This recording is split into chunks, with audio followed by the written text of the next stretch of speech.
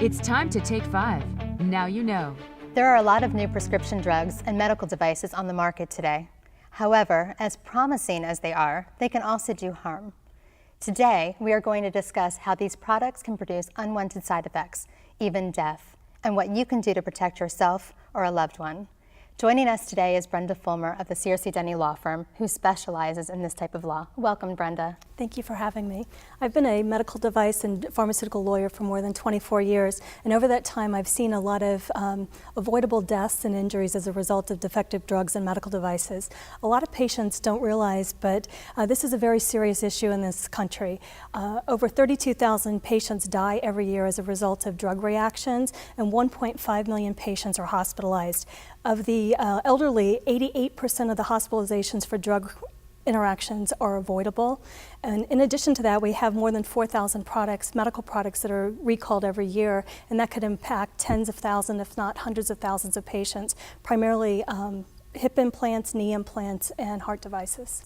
And what are some examples of the type of injuries caused by these drugs or medical devices? There's quite a few injuries that are problematic for patients. With hip and knee implants, they can actually break, or if they don't break, they can cause abnormal wear and tear on the bones and the tissues that support the implant. Ultimately, the patients need to have additional surgeries, and sometimes the patients aren't able to walk properly. In addition to that, we have devices that are manufactured that are contaminated, whether they're drugs that are contaminated with just things that shouldn't be in the mixture, as well as we have devices such as like the Stockard heater cooler machine that's used during heart procedures that's actually contaminated with fungus from the factory. Also, there are a number of drugs that have been associated with cancer. We have drugs that are associated with an increased risk of heart attacks, strokes, blood clots in the lungs and the legs, as well as liver failure and kidney failure. Now, does a drug or medical device actually have to be recalled to be considered dangerous or defective? That's a real common misperception out there. A lot of patients think if a product has not been recalled, then it's perfectly safe. The reality is that most of the lawsuits that are pending, and there are tens of thousands of lawsuits pending around the country involving defective devices and pharmaceuticals that have never been recalled.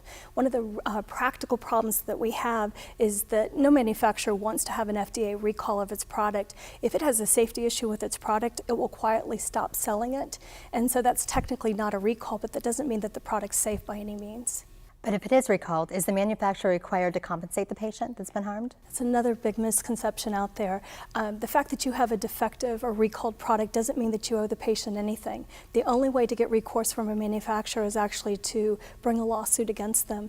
The manufacturer is not required to compensate patients, nor is the manufacturer necessarily required to even notify patients of a recall.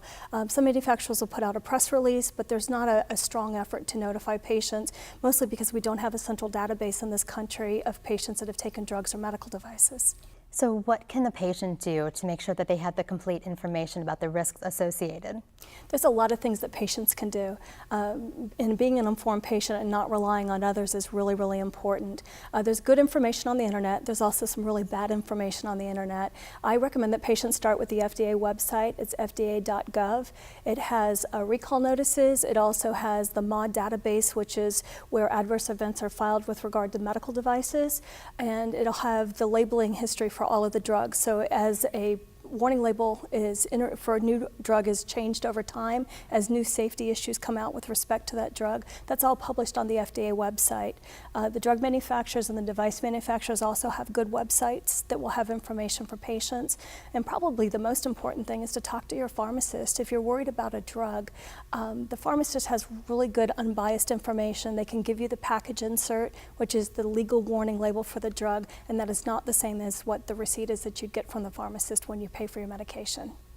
So if someone does feel that they have been injured by a defective drug or medical device, what can they do? Certainly they can contact our law firm. We have a lot of information on our website. It's searcymasstort.com. Thank you so much for joining us today, Brenda. Thank you, my pleasure.